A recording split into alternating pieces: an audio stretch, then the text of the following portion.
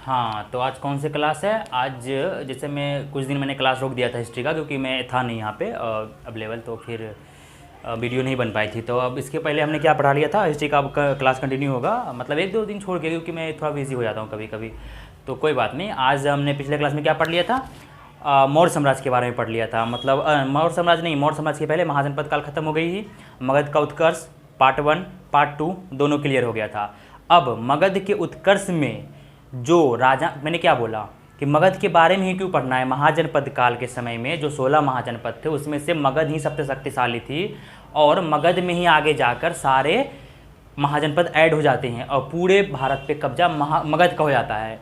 तो मगध के बारे में ही पढ़ना है, ठीक है। मगध पे कौन सा शासन आया, कौन ज़्यादा शक्तिशाली था, कौन क्या था, कब आया था, कौन सा वंश आया था, इसके बारे में पढ़ना है, बस मगध के बारे में पढ़ना है, ठीक है। तो हमने मगध पार्ट 1 कवर कर लिया। सबसे पहले बृहद्रथ वंश, हर्यक वंश, फिर उसके बाद शिशुनाग वंश और नंद वंश। हमने 2 पार्ट में मगध का उत्कर्ष मतलब मगध का उदय खत्म कर लिया।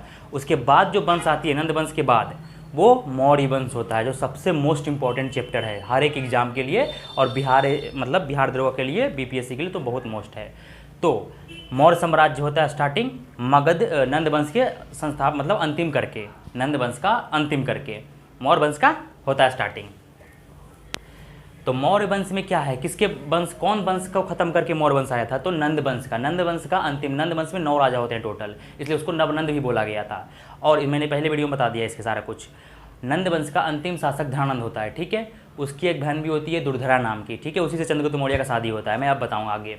तो धनानंद को अंतिम करके, मर्डर करके, ख़त्म करके उसको चंद्रगुप्त मौर्य चाणक्य के सहायता से मगध गद्दी में बैठ जाता है, और किसका स्थापना करता है? मतलब मौर्य साम्राज्य का, चंद्रगुप्त मौर्य। कब? 322 बीसी में।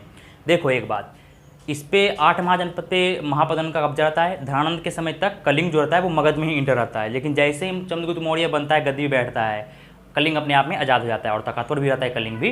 तो 8 महाजनपद को तो चंद्रगुप्त मौर्य जीत जाता है, लेकिन एक महाजनपद उस समय उत्तर भारत में कलिंग को नहीं जीत पाता है। लेकिन जब अशोक आएगा तो 16 महाजनपद को जीत लेगा वो। तो पहले मैं बता दे रहा हूँ, ठीक है, कि चंद्रगुप्त मौर्य कहाँ तक मैंने आ गया। अब पहले बैठ लो कि मौर्य वंश स्टार्ट हो गया, नंद वंश के बाद मौर्य वंश। तो मौर्य वंश के बाद 2-3 क्लास लगेगी कुछ डिटेल्स में। 3 मेन मौर्य वंश में, वैसे तो टोटल 9 राजा हुए हैं, ठीक है, मौर्य वंश में टोटल।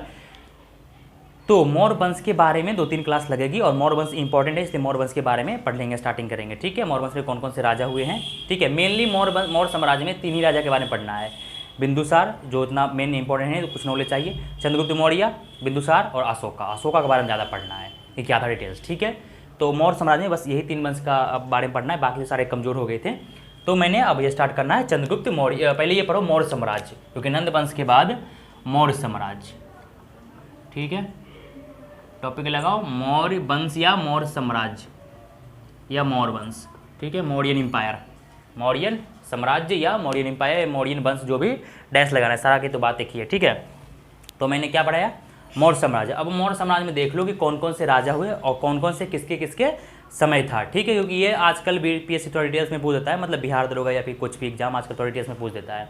तो मेनली है ये 4 मतलब 9 राजाओं के नाम याद रखो, और कम का डेट पीरियड है, ये सब जो डेट टाइमिंग डेट है इसका, और जो राजाओं का नाम है वो आपको बीपीएससी और बिहार दरोगा में पूछ सकता है, बाकी छोटा मोटा एग्जाम में नहीं पूछेगा। छोटा मोटा एग्जाम पूछेगा कि चंद्रगुप्त मौर्य ने स्थापना कब किया था मगध का, ठीक है, ये सब छोटा मोटा एग्जाम में पूछेगा, बिहार पुलिस ये सब में। और तो बाकी इंडिया के सारे ओवरऑल, बिहार पुलिस के लिए नहीं है सिर्फ, ये सिर्फ पूरे ओवरऑल इंडिया में जितने भी CHSL हो गया, CGL हो गया, SSC, CHSL मतलब RRB, ग्रुप डी, जितने में भी GK GS पूछता है सारे के लिए इंपॉर्टेंट है और इनफ है। तो देखो यहाँ पे मौर्य साम्राज्य में पहले जो वंश स्थापना होता है वो मौर्य साम्राज्य में यहाँ पे देख लो, पहला जो होता है चंद्रगुप्त मौर्य। चंद्रगुप्त मौर्य है ये, चंद्रगुप्त नहीं ओनली बोलना, चंद्रगुप्त मौर्य, ठीक है। क्यों? क्योंकि चंद्रगुप्त आगे भी आएगा, चंद्रगुप्त प्रथम, चंद्रगुप्त द्वितीय, जो उसको विक्रमादित्य बोला गया, गुप्त वंश में आएगा, उससे आगे बताऊंगा। तो चंद्रगुप्त मौर्य, इसका शासन कब से कब था, यहाँ मैं लिख देता हूँ 322 BC टू 298 BC। वैसे एक झलक बताता हूँ कि मौर्य साम्राज्य में कौन कौन से वंश हैं और कौन कौन से किस किस शासनकाल में, फिर मौर्य वंश के, फिर चंद्रगुप्त मौर्य के बारे में स्टार्टिंग करूँगा। तो 322 BC से 298 BC आएगा क्वेश्चन ये सब। उसके बाद यहाँ पे देख लो उसके पुत्र हुए, ठीक है, इसके पुत्र बिंदुसार, ये बिंबिसार नहीं बिंदुसार है, ठीक है। जो हर्यक वंश संस्थापक वो बिंबिसार था, ये बिंदुसार है। इसका date timing 298 BC to 273 BC ईसा पूर्व। 273 में इसकी मृत्यु हो जाती है, ठीक है। लेकिन अशोक जो गद्दी पे बैठेगा, राजा तो अशोक बन जाएगा अभी 273 BC में, लेकिन जब वो गद्दी पे राज्याभिषेक अशोक का 269 BC में होता है। तो याद रखना कि राजा कब बना था अशोक, 269 BC में, ठीक है, मतलब राज्याभिषेक हुआ था। तो ये इसका बेटा अशोका, द ग्रेट सम्राट अशोका, आज के बारे में बताऊंगा। Ashoka time period 269 BC to 232 BC। ये जो BC उल्टी चल रही है, इसके बारे में तो मालूम है ना, BC-AD में क्या अंतर है। BC हमेशा उल्टी चलती है साल में, जैसे 269 के बाद 232 आ गई, इसके बाद और कम जाएगा 1 तक, ठीक है। BC उल्टी नहीं चलती है, मैं आगे बताती हूँ हर एक वीडियो में। BC उल्टी चलती है और AD आगे चलती है। हम लोग अभी AD में है, 2022 के बाद 2023 आएगा, 24 आएगा, 25 आएगा, लेकिन BC में 2022 के बाद 2021 आएगा, ठीक है, 2020 आएगा इससे। तो अशोका हो गया। इसका 5 पुत्र था अशोका का। बिंदुसार के बाद तो अशोका बन गया। देखो बिंदुसार का भी मैं बता दे रहा हूँ, बिंदुसार का टोटल 100 पुत्र थे, उसमें सबसे बड़ा सुसीम था। बिंदुसार चाहता था कि सुसीम ही गद्दी पे बैठे, लेकिन जो प्रजा चाहती थी वो अशोक गद्दी पे बैठे। तो अशोक जब तक्षशिला का युद्ध शांत कर रहा होता है तो इसकी मृत्यु हो जाती है बिंदुसार का, और गद्दी पे कोई और हड़प लेता है। लेकिन प्रजा के मुताबिक चाहता है कि अशोक ही बने गद्दी पर। अशोक ज़्यादा दयालु नहीं था, ज़्यादा वो नहीं था दानी वानी, मीडियम में था, ठीक है। प्रजा का हित हमेशा चाहता था वो। आता है, इसकी मम्मी को भी सब मिलके, जो जितने सौतेले भाई और मम्मी मिलके इसकी मम्मी को भी मार देता है या मरवा देता है जो भी। अशोक को ये बात पता चलता है, वहाँ से तक्षशिला से निकलता है स्पीड में, अपने 99 भाइयों को ख़त्म करके गद्दी पे बैठ जाता है प्रजा के मुताबिक, और 269 BC में बैठ जाता है गद्दी पे, 232 BC तक राज करता है। उसके बाद इसके 5 पुत्र होते हैं। 5 पुत्र के नाम याद कर लोगे, याद करना हो तो, वैसे इंपॉर्टेंट नहीं है। तीवर, ठीक है, दूसरा बेटा कुणाल,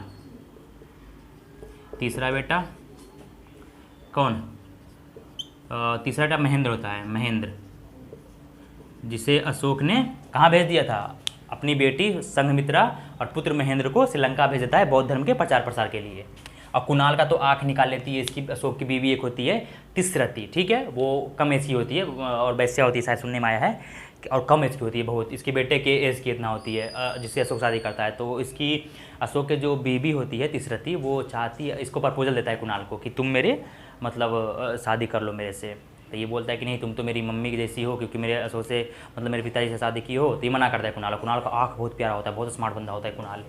तो इसकी जब ये अशोक मतलब कुणाल जब जाता है ना कहीं पे युद्ध पे, अवंती या कहीं पे युद्ध कर रहा होता है, मतलब शांत करवाने जाता है, प्रांत पे राज कर रहा होता है, तो अशोक के मुहर चुरा के अशोक की बीवी तिसरती इसे इसकी आँख निकलवाने के लिए ऑर्डर पेश कर देती है, मुहर पे आँख निकलवाने के लिए पेश कर देती है। वहाँ के जो मंत्री होता है इसके अशोक के, वहाँ पे जो बाकी बंदे होते हैं जो मेन महारथी मंत्री, वो इसको आँख निकाल के अशोक को भेज दिया जाता है।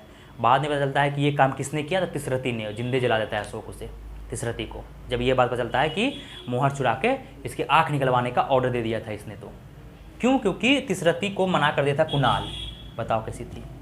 और इसका आँख बहुत प्यारा था, इसलिए आँख निकलवाने के लिए अशोक का मुहर चुरा के आदेश दे देती है। उसके बाद अशोक को पता चला तो जिंदे जला देता है तिसरती को। फिर तीवर जो होता है उतना योग्य शासक नहीं होता है, तो ये राजा नहीं बनता है, ठीक है। महेंद्र तो श्रीलंका ही चला जाता है और कुणाल का तो आँख ही निकाल दिया। 2 और राजा होता है, उससे अच्छा 2 छोटा छोटा राजा होता है, मतलब 2 और इसका बेटा होता है। एक होता है, तीसरा लिख लो, चौथा लिख लो, कुश्तन, और पाँचवा हो गया है जलोल, ठीक है। तो इसका एक और, ये 5 में से कोई भी लायक नहीं होता है। कुणाल का तो आँख निकाल लेता है, महेंद्र को तो श्रीलंका भेज देता है, बाकी ये दोनों से अच्छा, ये तीनों से अच्छा बोला कि तीवर का बेटा दशरथ, ये तीवर का बेटा होता है दशरथ, कि दशरथ को ही राजा घोषित कर दो। तो अशोक अपने पौत्र दशरथ को राजा घोषित कर देता है मगध का, ठीक है। तो वैसे कहीं कहीं आपको लिखा मिलेगा कि अशोक के बाद कुणाल राजगद्दी पे राजा बैठता है, राज्याभिषेक हो जाता है कुणाल का 8 साल के लिए, लेकिन नहीं, आपको दशरथ याद रखना है, क्योंकि कुणाल का तो आँख ही निकाल लेता है, ये स्टोरी है, इसलिए इसको विवादित रखा गया है। तो कुणाल की आँख निकाल लेता है इसकी बीवी तिसरती, ठीक है। तो ये गद्दी पे नहीं बैठ सकता, इसलिए अशोक अपने पौत्र दशरथ को ही गद्दी पे बैठा जाता है। और दशरथ किसका पुत्र होता है, वो तीवर का पुत्र होता है, ठीक है। तो इसके बाद अशोक के बाद दशरथ, ये भी बौद्ध धर्म का फॉलोअर्स होता है, अशोक भी बौद्ध धर्म का फॉलोअर्स होता है, दोनों तकड़ा होता है, दोनों का नाम दीवान पे ये होता है, ठीक है। ये भी अपने आप को दीवान पे को बाद लेता है, और ये भी तो दीवान पे था ही। दशरथ कब से कब, 232 BC टू कितना 224 BC तक दशरथ रहता है गद्दी पे। दशरथ के बाद दशरथ के बाद, दशरथ का शादी नहीं होता है, कोई बेटा बेटी नहीं रहता है, तो दशरथ के बाद इसका भाई संप्रति, इसका भाई संप्रति, जो संप्रति वो कुणाल का बेटा होता है, संप्रति दशरथ से छोटा भाई होता है। जब दशरथ का गद्दी से हट जाता है, मर जाता है दशरथ, तो संप्रति को गद्दी पे बैठा देता है और संप्रति का राज होता है 224 BC टू 215 BC। ठीक है, इसके बाद संप्रति के बाद होता है कौन, सलीसुक, संप्रति के बाद सलीसुक, सलीसुक गद्दी पे बैठता है। ठीक है, कब से कब, 215 BC से टू 202 BC पे गद्दी पे बैठता है सलीसुक। कितने राजा हो गए, 1 2 3 4 5 6 7 8, 2 राजा और मैं मिटा दे रहा हूँ। ये इंपॉर्टेंट है, याद कर लो, ये नहीं कि सोचना फालतू टाइम है। ठीक है, हाँ वीडियो तो चल रही है, ये मत सोचना कि फालतू में बता रहा हूँ मैं, याद कर लेना, इतना हो लिख लेना या स्क्रीनशॉट ले लेना। सलीसुक हो गया। ठीक है, 8 राजा। अब सलीसुक के बाद लिख लो यहाँ पे, मेरा माथे मत गिरना, अभी सलीसुक था, अब यहाँ पे पहले मैं लिख देता हूँ, रख दो नीचे पे। सलीसुक कब से कब था, 215 BC टू 202 BC। इसके बाद सलीसुक के बाद देववर्मन, देववर्मन गद्दी पे बैठता है। इसका शासनकाल होता है 202 BC टू 195 BC। ठीक है, ये मौर्य शासन के सारे साम्राज्य हैं। देववर्मन के बाद होता है सतधनवा,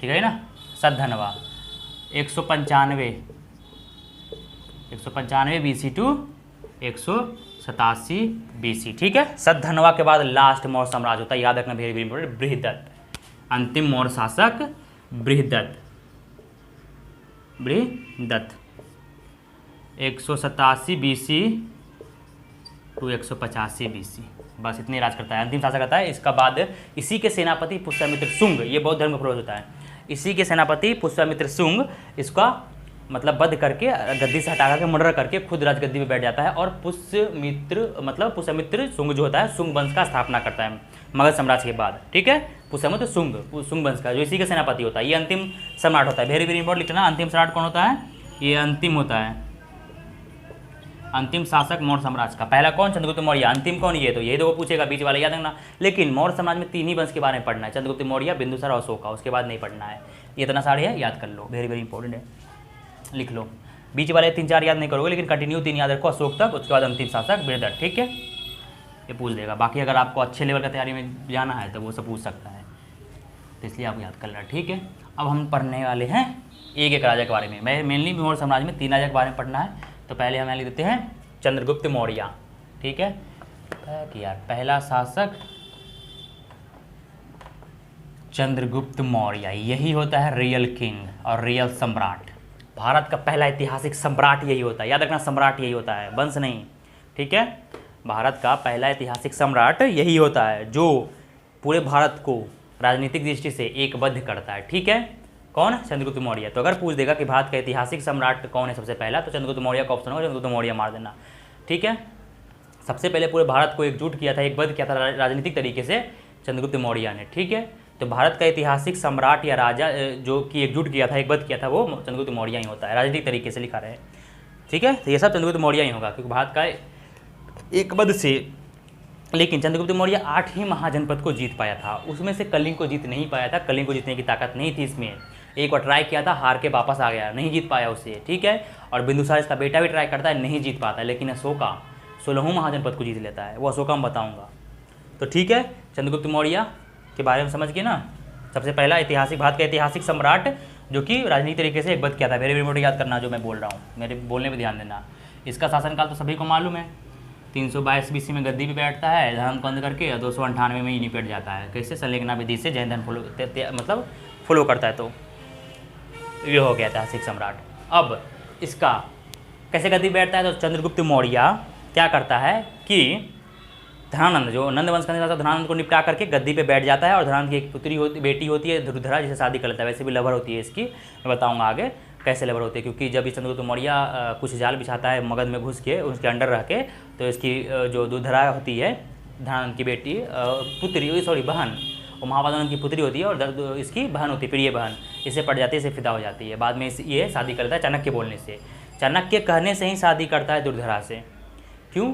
क्योंकि दुर्धरा प्रजा को प्यारी थी, ठीक है, और प्रजा चाहता है कि आपका जब मत रहे ना, किसी के घर में अटैक करो तो उसके कोई रिलेशन बना के रखोगे ना, तो वो इसीलिए राजनीतिक तरीके से चाणक्य इसके साथ देते, मतलब बोलते हैं कि शादी कर लो, और शादी कर लेता है। वैसे भी लवर होता है, शादी करना सही नहीं चाहेगा, ठीक है।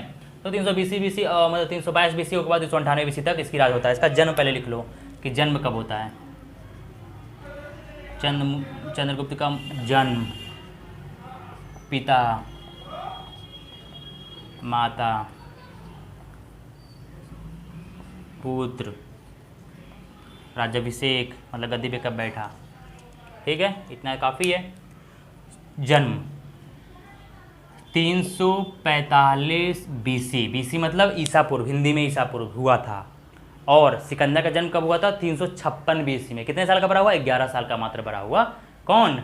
सिकंदर इससे 11 साल का बड़ा है। सिकंदर से एक बार मिलन भी किया था चंद्रगुप्त मौर्य। इसकी भेंट का मिलन जो है जस्टिन ने बोला, जस्टिन इसे सेंड्रोकोटस बोला था, ठीक है, सेंड्रोकोटस ही मतलब सेंड्रोकोटस बोला था जो चंद्रगुप्त मौर्य को।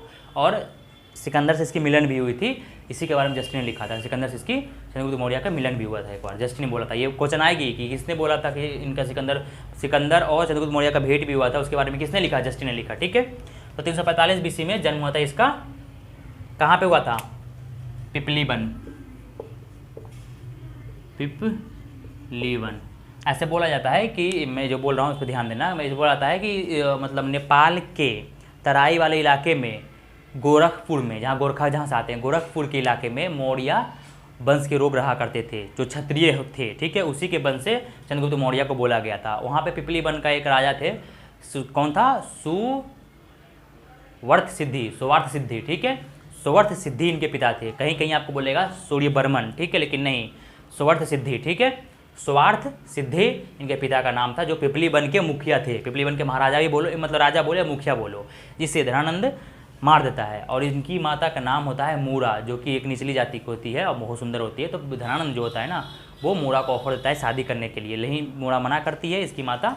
और जब चंद्रगुप्त होने वाला रहता है, ठीक है, मतलब हो जाता है, पिपलीवन पे अटैक करता है धनानंद और पिपलीवन को नाश करता है, जला के राख कर देता है। इसके पिता सुवर्थ सिद्धि को भी मार देता है धनानंद, ठीक है। और इसकी माता जो मूरा होती है उसे बना के बंदी बना लेता है अपने मगध में लाके, और 25 साल तक बंदी रखता है और नौकर दासी बना के रखता है उसे। वहीं पे फिर जाता है चंद्रगुप्त मौर्य, बच्चे से रहता है मगध में दास बन के, और सारा भेद जानता है चाणक्य के कहने से, और फिर धीरे धीरे अंदर से खोखला करता है मगध को, और लास्ट में चाणक्य के इशारे पे जीत जाता है। और चाणक्य के इशारे पे इसलिए जीतता है क्योंकि चाणक्य जब सिकंदर का सेनापति अटैक करने वाला होता है मगध में, सेल्यूकस निकेटर, तो इसकी चर्चा ये चंद्रगुप्त मौर्य मतलब चाणक्य जो है वो धनानंद के पास लेके जाता है। धनानंद होता है जैन धर्म के फॉलोवर्स, याद रखना, नंदवंश जैन धर्म के फॉलोवर्स होता है, ठीक है। तो जब ये जाता है ना, पंडित जी रहते हैं ये चाणक्य, तो ये जाते हैं उनके पास, धनानंद के पास बोलने के लिए कि अटैक होने वाला है भारत पे, आप सुधर जाओ, मतलब रेडी करो। तो इसका बहुत बेइज्जती करते हैं टोटल चाणक्य का, और बेइज्जती करके छोटी पर घुमा के बाहर फेंकवा देता है धनानंद। तो एक महान ज्ञानी विद्वान पंडित को जब बेइज्जती करोगे तो वो तो गुस्सा होगा ही। और ऐसा नहीं कि वो मजाक जो कर हैं, जो आप घुमा के फेंकवा दिए, वो प्रण लेते हैं कि जब तक मैं, ये मुंह पे बोलता है धनानंद को कि जब तक तेरा वंश का विनाश ना कर दूं मैं शिखा अपना नहीं बांधूंगा। और जब तक विनाश नहीं करता है तब तक शिखा नहीं बांधता है चाणक्य। और एक भावी सम्राट तैयार करता है चंद्रगुप्त मौर्य को। कैसे? क्योंकि चंद्रगुप्त मौर्य बहुत, मतलब उस समय जब ये जाते रहते हैं रास्ते में, चंद्रगुप्त मौर्य एक से एक कलाबाजी दिखाता है। इनको जेल, मतलब जब ये अंदर जा रहे थे, मतलब इसको जेल में जब लेके जा रहा था मगध वाले लोग, मगध का सेनापति, तब ये छुड़वा लेता है चंद्रगुप्त मौर्य। बच्चा आता है, मतलब ऐसी उसे लूटा पाटी करता रहता है हमेशा। तो वही लूटा पाटी इतनी फुर्ती थी चंद्रगुप्त मौर्य बच्चे में, और इतनी तेज दिमाग के, चंद्रगुप्त मौर्य मतलब जब चाणक्य को छुड़वाते हैं ना चंद्रगुप्त मौर्य बच्चा में, तो समझ जाते हैं कि यही भावी सम्राट है मगध का और यही बनेगा। तब से उसे खरीद लेते हैं पंदे के। और हाँ, ये तो मैं बताया नहीं कि सुवार्थ सिद्धि और इनकी माता मूरा के मरने के बाद चंद्रगुप्त मौर्य क्या हुआ। तो उसको एक गाय चराने वाले लोग पाल लेते थे, मतलब बच्चे में उसको, ठीक है। तो उसी से चाणक्य खरीद लेता है चंद्रगुप्त मौर्य को और ट्रेन करता है तगड़ा लेवल का, बहुत तगड़ा लेवल का। और वो लास्ट में जाके चंद्रगुप्त मौर्य बनते हैं और गद्दी पे बैठते हैं। और कैसे कैसे क्या क्या युद्ध होता है, कब कब क्या होता है, कैसे क्या डिस्कशन, मैं आगे नहीं बताऊंगा क्योंकि वीडियो लंबी हो जाएगी। तो इतना ही जान लो, चाणक्य की मदद से धनानंद को मार करके चंद्रगुप्त गद्दी बैठता है। और चाणक्य जो है वो इनके प्रधान सेनापति, मतलब प्रधानमंत्री बन जाते हैं, अमात्य प्रधानमंत्री, ठीक है, चंद्रगुप्त मौर्य के। तो पिता कौन है? सुवार्थ सिद्धि।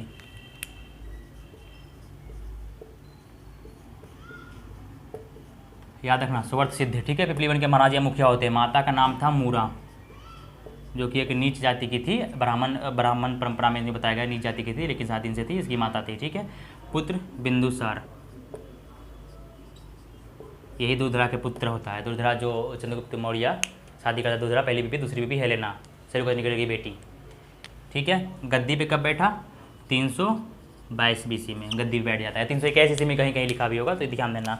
पत्नी को कैसे छोड़ सकते हो? 2 पत्नी, पहली पत्नी दुर्धरा,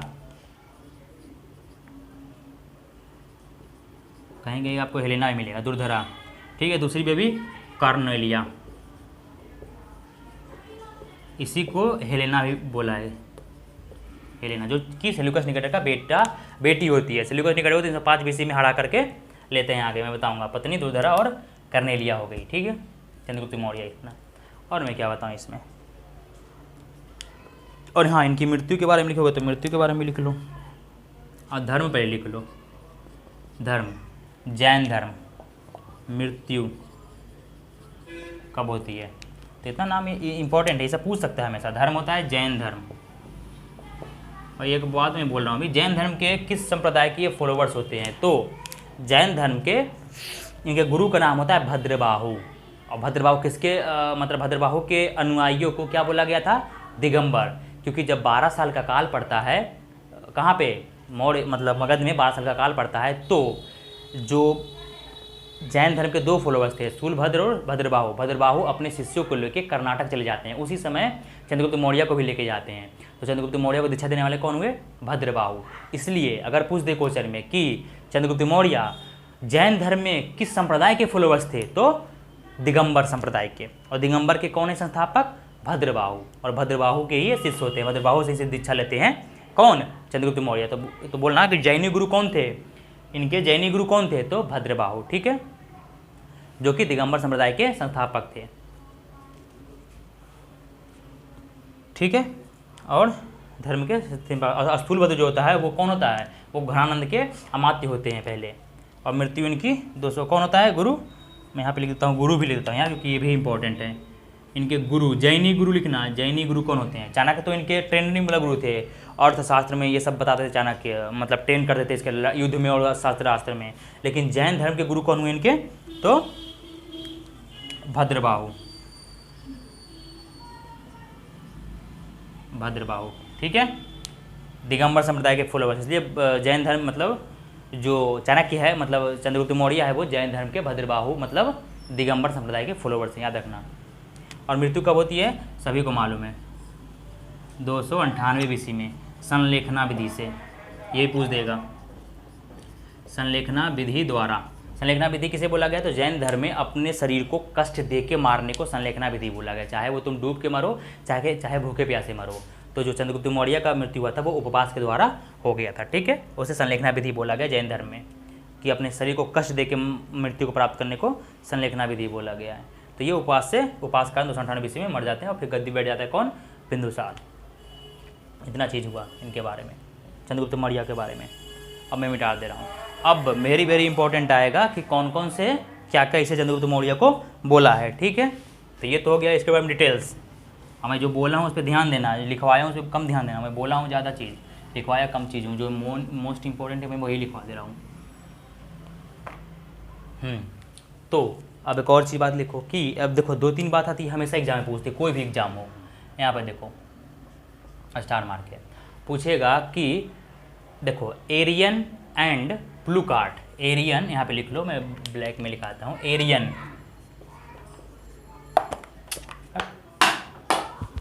एंड प्लूटार्क ने चंद्रगुप्त मौर्य को क्या बोला है? एंड्रोकोटस।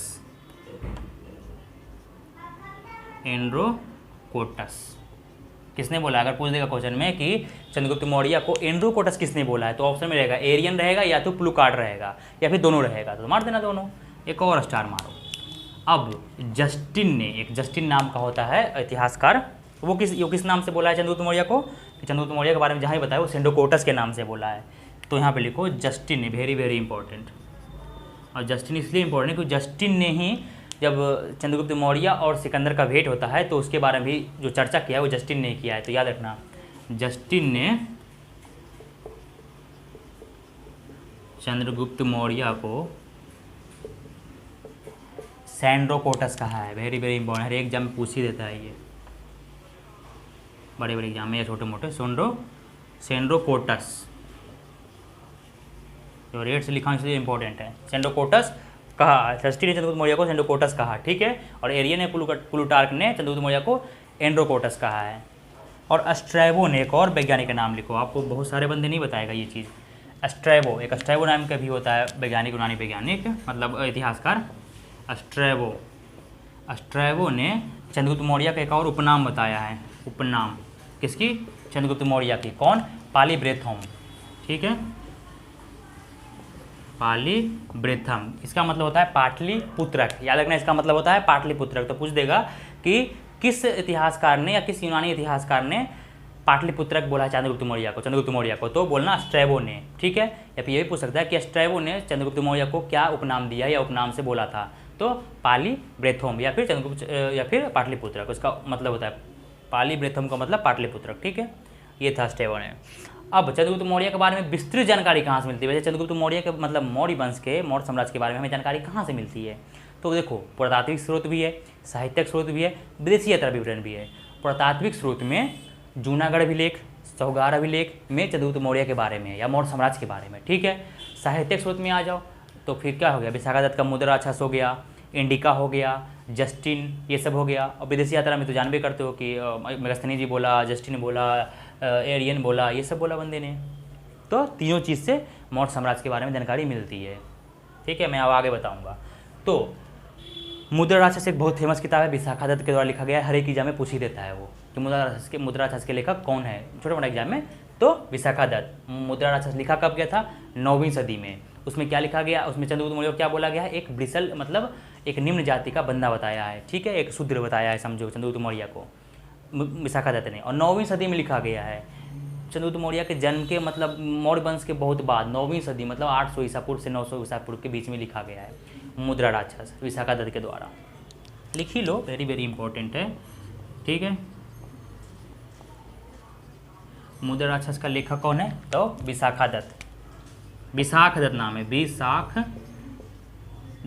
9वीं सदी में लिखा है, ठीक है। 9वीं सदी है, सदी ईसा पूर्व नहीं, 9वीं सदी में लिखा है। इसमें चंद्रगुप्त मौर्य का ब्रिसल नाम का प्रयोग किया गया है। ब्रिसल के मतलब होता है निम्न जाति।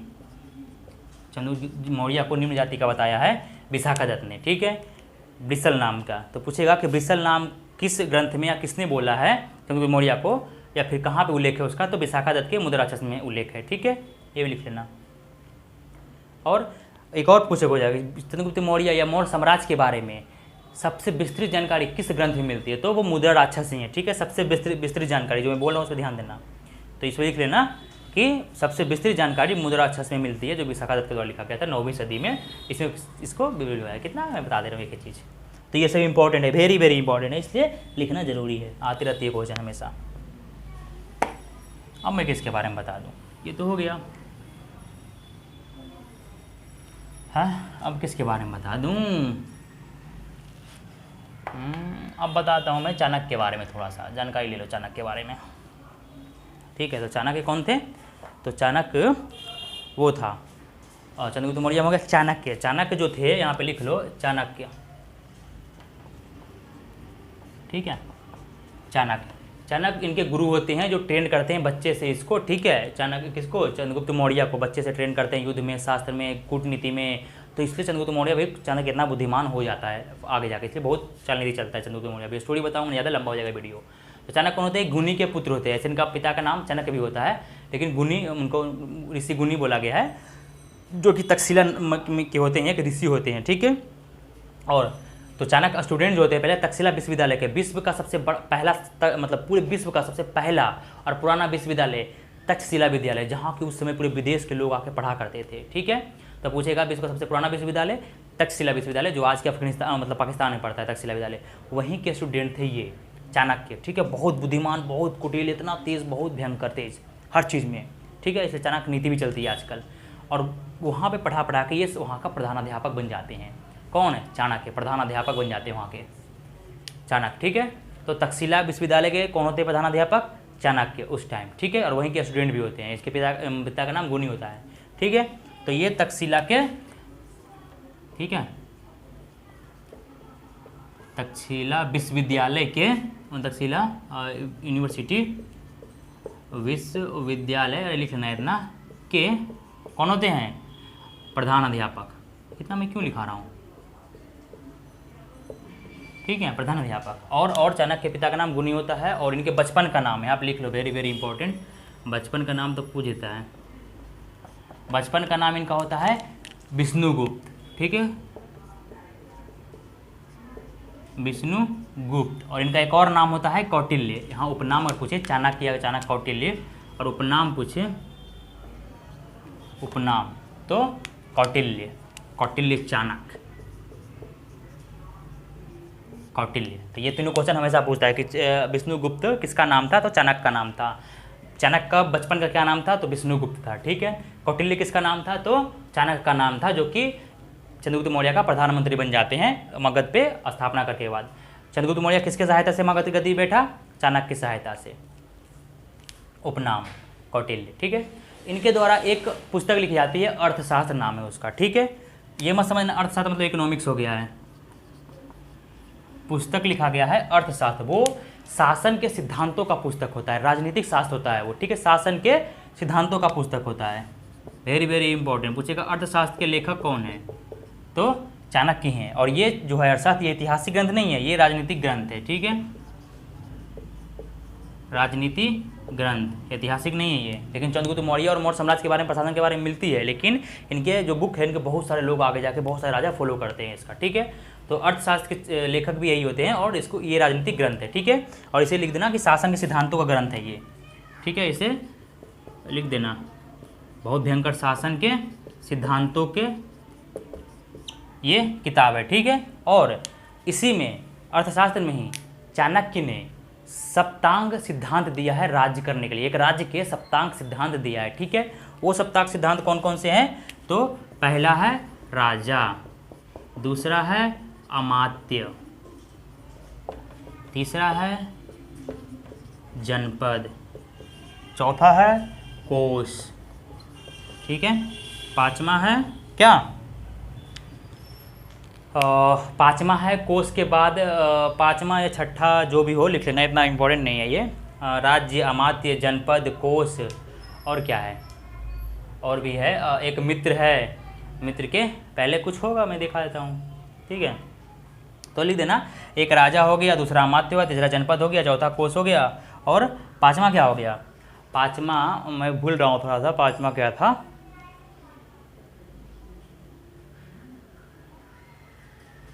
कोष, और एक गुप्त है शायद, गुप्तचर, और कोष हो ही गया है। फिर पांचवा, छठा छोड़ो, छठा कुछ होगा एक बीच में, मैं भूल गया। सातवां लिख लो, लास्ट वन जरूर पूछता है हमेशा। सातवां मित्र है, मित्र के बारे में। ठीक है, इसके इतनी के बारे में इस अर्थशास्त्र में बताया गया है।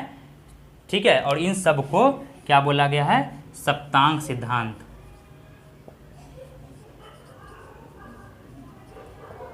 सप्तांग सिद्धांत याद रखना, ये 7 सप्तांग सिद्धांत है। मैं यहाँ पे एक छठा छोड़ दिया हूँ, मैं भूल रहा हूँ क्या है। मैं अगले जब हिस्ट्री क्लास लाऊंगा तो उसमें मैं बता दूंगा। ठीक है, अभी मैं भूल रहा हूँ तो कोई बात नहीं। पहला सप्तांग सिद्धांत जो सिद्धांतों के जो दिए हैं इन्हें अर्थशास्त्र में जो लिखे हैं चंद्रगुप्त, मतलब ये चाणक्य, राजा, अमात्य, जनपद, कोष, और एक कारागार होता है या कुछ और है शायद, एक गुप्त है, गुप्तचर है, एक मित्र के बारे में। ठीक है, अंतिम जो सातवां जो है वो मित्र के बारे में। ठीक है, तो ये क्वेश्चन हमेशा बीपीएससी में पूछ देता है, और इसे इस सातों चीज़ को सप्तांग सिद्धांत बोला गया। तो पूछेगा कि सप्तांग सिद्धांत में अंतिम जो चाणक्य ने अंतिम किसके बारे में बताया है? तो वो मित्र के बारे में। ठीक है, ये मित्र। ठीक है, और पहला किसके बारे में? तो राजा के बारे में बताया। तो ये याद रखना है, सप्तांग सिद्धांत बोला गया है। अर्थशास्त्र एक राजनीतिक ग्रंथ है, ऐतिहासिक नहीं है। अर्थशास्त्र की कंपेयर जो है, तुलना है, वो मैकियावेली के प्रिंस से किया गया है।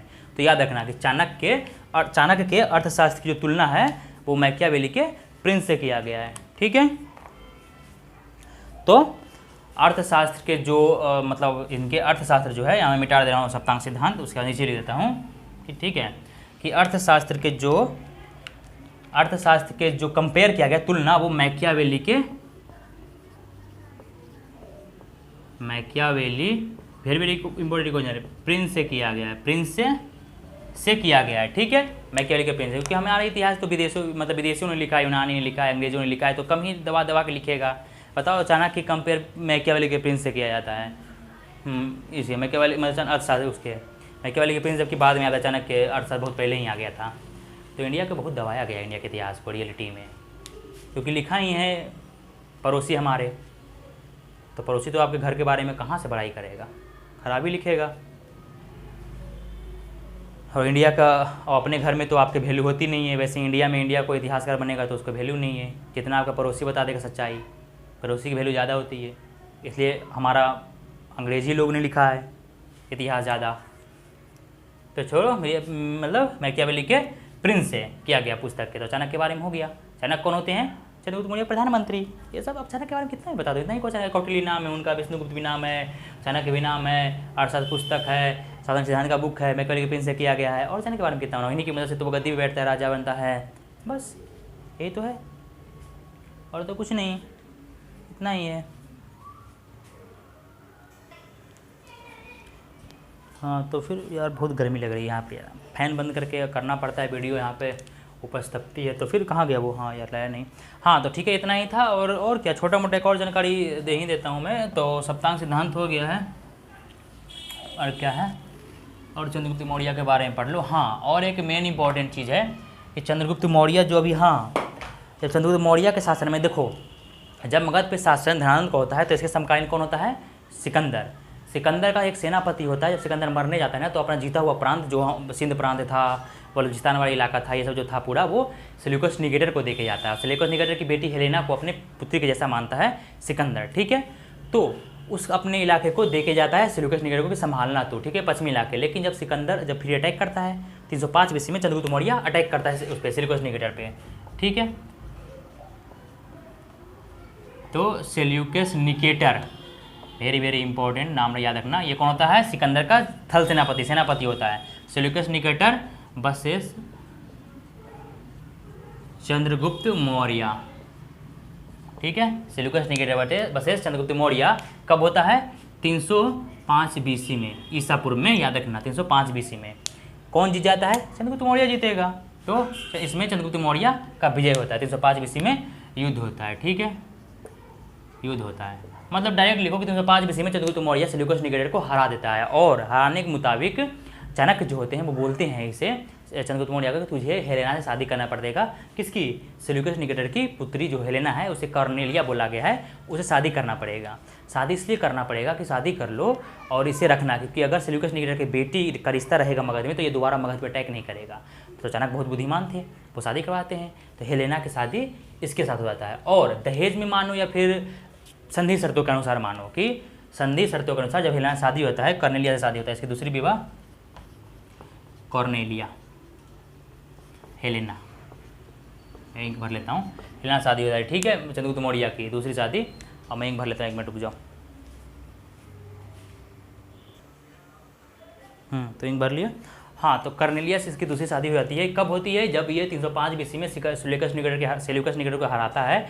और संधि शर्तों के अनुसार चाणक्य ही बोलते हैं चंद्रगुप्त मौर्य को कि इनकी बेटी से शादी करो ताकि ये सेल्यूकस निकेटर दोबारा अटैक ना करे। और अपनी बेटी की देखभाल के लिए सेल्यूकस निकेटर अपना एक राजदूत भेजता है चंद्रगुप्त मौर्य के दरबार में, जिसका नाम होता है मेगास्थनीज, जो इंडिका का लेखक होता है। तो पहले लिखो, कर्नेलिया शादी हो जाता है। और दहेज या संधि शर्तों के अनुसार सेल्यूकस निकेटर पश्चिमोत्तर प्रांत भारत के जो होता है, इसे दहेज में देता है, या फिर दहेज में देता है ये भी मानो, या फिर जो कि आज के अफगानिस्तान और पाकिस्तान वाला इलाका है, याद रखना आज के अफगानिस्तान और पाकिस्तान वाला इलाका है, वो होता है, पहला होता है काबुल। 4 प्रांत इसे दहेज में देता है, काबुल, कंधार, दोनों अफगानिस्तान में है, काबुल, कंधार, हेरात और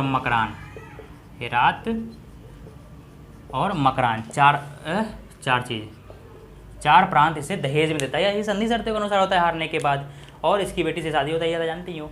और मकान से दहेज मिलता है। इसे आराकेसिया एरिया पुरिया कुछ ही बोला गया है ईरानी भाषा में, उसे याद नहीं करना है। याद रखना कि 4 चीज़ देता है, वो है काबुल, कंधार, हेरात और मकरान, ठीक है, ये 4 चीज़ देता है। इसे ही यूनानी भाषा में किसी को आराकेसिया, जर्सिया, मर्सिया, तरसिया, यही से बोला गया है। तो ये याद रखो, मकरान, ठीक है, कर्निया शादी हो गई। अब क्या मैं बताऊँ इसमें, तो बस शादी हो गई। और हाँ, चंद्रगुप्त मौर्य भी इससे 500 हाथी देता है, ऐसा मत बोलो, चंद्रगुप्त मौर्य भी दानी है, तो 500 हाथी देता है,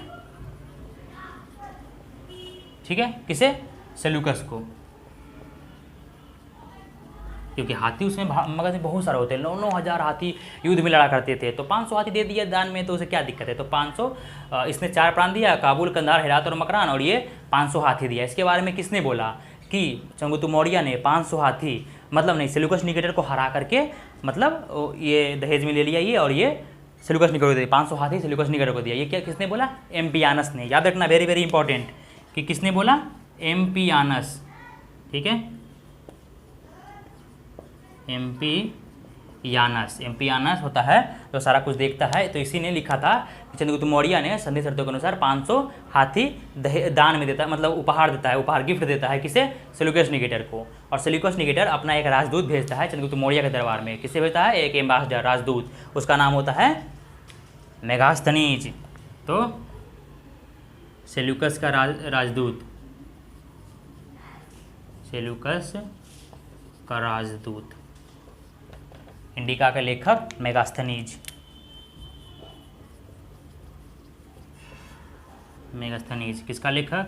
इंडिका का। इंडिका एक बुक है जिसे मौर्य साम्राज्य के बारे में विस्तृत जानकारी, मतलब जानकारी मिलती है। विस्तृत जानकारी तो विशाखा दत्त का मुद्रा से मिलती है, लेकिन जो मेगास्थनीज है ये भारत के इतिहास के बारे में थोड़ी जानकारी मिलती है, लेकिन ज़्यादा मौर्य साम्राज्य के बारे में और चंद्रगुप्त मौर्य के बारे में जानकारी मिलती है इंडिका बुक में, ठीक है। तो सेल्यूकस निकेटर का राजदूत होता है मेगास्थनीज, जो कि चंद्रगुप्त मौर्य के दरबार में रहता है। कहाँ गया? दरबार में रहने आता है, ठीक है। और शर्त भी था और भी कि जो हेलेना का पुत्र होगा वो मगध का राजा नहीं बनेगा। ये अचानक का मतलब वो था, लेकिन आगे जाके फिर देखो बहुत कुछ चाल नीति होती है, उतना मैं बता नहीं सकता हूँ। जल्दी जल्दी मैं सिलेबस खत्म करवा दूँ कि बस समझ में तो आ ही रहा है, ये सब इसमें समझाने वाले क्या बात है, ठीक है। ये फिर गिरेगा, गिरने दो। हाँ, तो क्या हो गया? शादी हो गई, सेल्यूकस निकेटर। अब देखो इंडिका के बारे में तो लिख लो। तो इंडिका के लेखक, इंडिका पहले किसकी बुक है? पूछ देगा किसकी बुक है, तो ये मौर्य साम्राज्य के बारे में इतिहास लिखा गया, उसमें मौर्य साम्राज्य कैसा था, क्या था, इंडिका के। तो इंडिका का, ठीक है, इंडिका में लिखा गया है मौर्य साम्राज्य के बारे में। और इसके लेखक कौन है? मेगास्थनीज। और मेगास्थनीज कौन है ये मैं अभी बता दिया, राजदूत था उसका, जो चंद्रगुप्त मौर्य दरबार में था, ठीक है। इसमें क्या लिखा है इंडिका में मेगास्थनीज ने, कि जब राजा, ये चंद्रगुप्त मौर्य जब राजा निकला करता था मतलब अपने भारत मतलब भ्रमण पे, तो प्रजा के जरिए जश्न का माहौल बनता था। बहुत दिन के बाद निकलेगा राजा, और राजा के समय में उसमें बहुत प्रजा बहुत खुशहाल थी, ठीक है। तो जब राजा चंद्रगुप्त मौर्य निकला हाथी पे सवार होकर, सजा धजा पालकी पे बैठ के, और उसके आगे जो चार तरफ हाथी रहा करता था वो सोने चांदी से लदा होता था, उस पर एक अंगरक्षक हुआ करते थे। और जो पालकी में निकला राजा बैठ के, उसके चारों ओर लड़कियां का एक हाथी मतलब हथियार लेके सारी लड़कियां घुमा करती थी, और जो बाकी कुछ अंगरक्षक हैं वो पेड़ पौधे लेके चारों तरफ रहा करते थे। और उस पर एक प्रशिक्षित तोता मतलब ट्रेंड तोता जो है वो राजा के सर के ऊपर चारों तरफ चक्कर लगाया करता था तोता। ये सब टाइप के माहौल था उस समय जब निकला था। ये इंडिका में मेगास्थनीज ने बताया ऐसा, ठीक है। फिर इसने बताया है कि पाटलिपुत्रा में राजा जो है 2 रात कभी भी एक महल में नहीं रहा करता, एक रूम में राजा नहीं रहा करता था। और राजा के खाना खाने से पहले जो बनाता था खाना वो पहले चखता था कि कहीं उसमें जहर तो नहीं है, तो इतनी सेफ्टी थी राजा की। और राजा तो पहले कभी भी एक रूम में 2 रात नहीं सोया करता था, ताकि किसी को मालूम ना हो कि वो उसी रूम में सो रहा है आज और जाके कुछ कांड वांड करे, मगर उसमें तो बहुत खतरा मंडरा था। इसलिए चंद्रगुप्त मौर्य का जो घर तो था वो काठ की थी, जो पाटलिपुत्रा जो था वो बसा हुआ था मेनली लकड़ी और कच्चे ईंटों की, ठीक है। लेकिन जो राजा का महल था वो काठ का बना हुआ था, लकड़ी का बना हुआ था, ठीक है। तो यहाँ पे लिख लो, इंडिका में बहुत कुछ लिखा है इसने। तो जो राजा का महल था, राजा का महल मेनली काठ का बना था, मतलब लकड़ी का बना था, लकड़ी का बना था या काठ का बना था। और जो बाकी पाटलिपुत्रा बसाया था वो भी लकड़ी और कच्ची ईंटों का बना, और इसी पे नक्शेदारी किया गया था पत्थर से, ठीक है, काठ पे। और जो चारों तरफ मतलब इसके महल है, महल के चारों तरफ उद्यान और पक्षियों का डेरा था, ताकि कोई अगर रात में अटैक करे तो पक्षी चिचराने लगे और सभी को मालूम हो जाए कि कोई आक्रमण होने वाला है। इसलिए बहुत सेफ्टी थी, ठीक है, उस टाइम भी। तो इसके बारे में सारा मेगास्थनीज ने लिखा। और भी बहुत कुछ लिखा है कि 30 सदस्य हुआ करते थे, 5 सदस्य अलग अलग टाइप के थे जो कोषाध्यक्ष देखा करते, वो अशोक के दौरान बताऊँगा, अशोक के समय बताऊँगा, ठीक है। तो ये सब सारा इंडिका में मेगास्थनीज ने लिखा है, ठीक है। मौर्य साम्राज्य के टोटल साम्राज्य के बारे में। नगर पालिका जो था, नगर पालिक सारा व्यवस्था देखा करता था उस समय, और भी बहुत कुछ, लकड़ी का बना था, काठ कैसे बना था ये बता दिया हूँ। तो ये सब मेगास्थनीज ने लिखा है। 1 मिनट रुक जाना। तो क्या आ गया? हाँ, तो राजा का महल लकड़ी का बना होता था, काठ का बना होता था, और उसके चारों तरफ चिड़ियाओं का डेरा हुआ करता था। राजा एक महल में कभी 2 रात नहीं सोया करता था। ये सब बहुत सेफ्टी थी, और जो खाना खाता था राजा, उसके पहले जो बनाना था वो चखता था। ठीक है, तो ये सब बहुत सारी सेफ्टी थी। बस यही मेगास्थनीज ने लिखा है अपने चंद्र उसमें इंडिका बुक में। ठीक है, मौर्य साम्राज्य के बारे में। बाकी तो अब कुछ जानकारी नहीं है। हाँ, चंद्रगुप्त मौर्य के बहुत से जानकारी मिलती है कि दक्षिणी भारत में अटैक भी किया था। दक्षिण में कर्नाटक के मैसूर तक चंद्रगुप्त मौर्य का राज था। ठीक है, और उसको पूरा करता है, फिर धीरे धीरे बढ़ता है। अशोक के समय में पूरा पर कब्जा आता है। अशोक के समय में सुदूर दक्षिण की छोड़ के सारा इलाका पे कब्जा होता है। दक्षिण चंद्रगुप्त मौर्य का जो उस समय एरिया था वो हमारे ईरान जो है ना आज का, वहाँ तक का भारत का एरिया मिलता था चंद्रगुप्त मौर्य के समय में। और अशोक के समय तो बहुत ज़्यादा हो जाता था। लेकिन चंद्रगुप्त मौर्य 8 महाजनपद जीता है, कलिंग को जीत नहीं पाता है। कलिंग भी उसमें बहुत ताकतवर था, लेकिन अशोका के समय में ख़त्म सारा। तो इतना ही था आज के बारे में जानकारी। और क्या मैं बताऊँ, और कुछ चंद्रगुप्त मौर्य के बारे में जानकारी कहाँ से मिलती है, सारा कुछ मैं बता दिया हूँ वीडियो में। और तो कुछ है नहीं ऐसा, और ना कोई बंदा कुछ पूछने वाला है मेरे से अभी यहाँ पे, तो फिर मैं बता भी नहीं सकता कुछ एक्स्ट्रा। जो भी किसी को डाउट हो, किसी को कुछ भी डाउट लगे, वीडियो कमेंट में बताना, ये डाउट है, ये गलत है, ये अच्छा नहीं लगा, मुझे समझ नहीं आया, सारा मैं बता दूंगा कमेंट में ही। नहीं बताया तो फिर से एक वीडियो बना दूँगा, ज़्यादा कमेंट आया तो ये सब था राजा का महल है। चंद्रगुप्त मौर्य के बारे में सिर्फ खत्म हुआ, वो भी ज़्यादा डिटेल्स, बहुत ज़्यादा डिटेल्स में नहीं बताया मैं। एक बुक का नाम है, कहाँ पे क्या बोला गया, किस बुक में क्या बोला गया, ये सब बुक के नाम है, जो कि बीपीएससी इस सब के लेवल का ज़्यादा है। उसके लेवल का मैं अभी नहीं पढ़ा रहा हूँ, मैं बिहार दरोगा तक के लेवल का पढ़ाता हूँ। हाँ, ऐसा नहीं कि यूपीएससी का क्वेश्चन नहीं बनेगा, आपसे बनेगा, सारा लेवल का समझ लो अभी, लेकिन ज़्यादा डिटेल्स नहीं पढ़ाया मैं, यूपीएससी लेवल तक का नहीं पढ़ाया हूँ मैं। ठीक है, बीपीएससी, यूपीएससी मतलब यूपीएसआई, ये सब तक के लिए काफ़ी है ये वीडियो। CHSL, CGL सब तक के लिए आप मौर्य साम्राज्य से कोई भी क्वेश्चन छूटेगा नहीं आपका। मौर्य साम्राज्य खत्म कहाँ हुआ? अभी तो मौर्य साम्राज्य के एक शासक चंद्रगुप्त मौर्य के बारे में बताया हूँ सिर्फ। अभी बिंदुसार के बारे में क्लास लगेगी, उसी में अशोका का स्टार्ट होगा। अशोका का तो 2 क्लास लग जाएगी अशोका बताने में, अशोका इतनी ही लंबी है। लेकिन हाँ, जो एक बार पढ़ लोगे किसी भी क्वेश्चन छूटेगा नहीं जीएस में, छूटेगा तो कमेंट में बताना। हाँ, अब 1-2 है कि अब डिटेल्स में पूछ देगा कि अशोक के जो स्तंभ लेख है किस पे हाथी का साइन था, किस पे बैल का साइन था, किस पे मोर का साइन था, ये सब पूछेगा तो आप कंफ्यूज हो जाओगे, याद ना रहेगा नहीं। तो ये सब भी बता दूंगा आगे, लेकिन इतना डिटेल्स में पढ़ने की जरूरत है नहीं अभी, जितना है आपको इतना ही समझना है, और है तो मैं बता दूंगा वीडियो में, क्या दिक्कत है। तो चंद्रगुप्त मौर्य के बारे में इतना ही है, कुछ छूटेगा तो उतना लेने की बात, टेंशन लेने की बात नहीं है आपको। ठीक है, 1-2 को तो छूटेगा ही, 1-2 क्वेश्चन हमेशा छूटती है, क्योंकि उतना किसी बंदे को याद ना रहे कि जो कंटिन्यू बता दे इतना लिख भी ना लिखे। बहुत सारे टीचर तो आपको लिख के बताएंगे कि लिख के लिखा रहता है सारा कुछ, बस पढ़ के बता आता है। तो वैसा हूँ नहीं मैं, जो मुझे मालूम है, जो मुझे याद है, मुझे समझाने का तरीका मैं बता दिया हूँ। इतना ही हिस्ट्री है जो मैं कंटिन्यू स्टार्टिंग से बताते आ रहा हूँ, पूरा पाषाण काल से, जीरो से हिस्ट्री बढ़ाते आ रहा हूँ अभी तक। मौर्य साम्राज्य के बारे में पहुँच गए, अभी तक ईसापुर में ही हम लोग, उल्टा ही चल रहे हैं अभी। इसी में भी इंटर नहीं किए हैं, इसी में इंटर करने के बाद आगे की दिशा चलेगी, आगे काल, उसका गुप्त साम्राज्य, फिर मगध। अभी तो एंशिएंट हिस्ट्री ही चल रही है, आधुनिक भारतीय हिस्ट्री में। तो ठीक है, आज के लिए क्लास के लिए इतना ही, ज़्यादा बकवास नहीं, वीडियो लंबी हो जाएगी।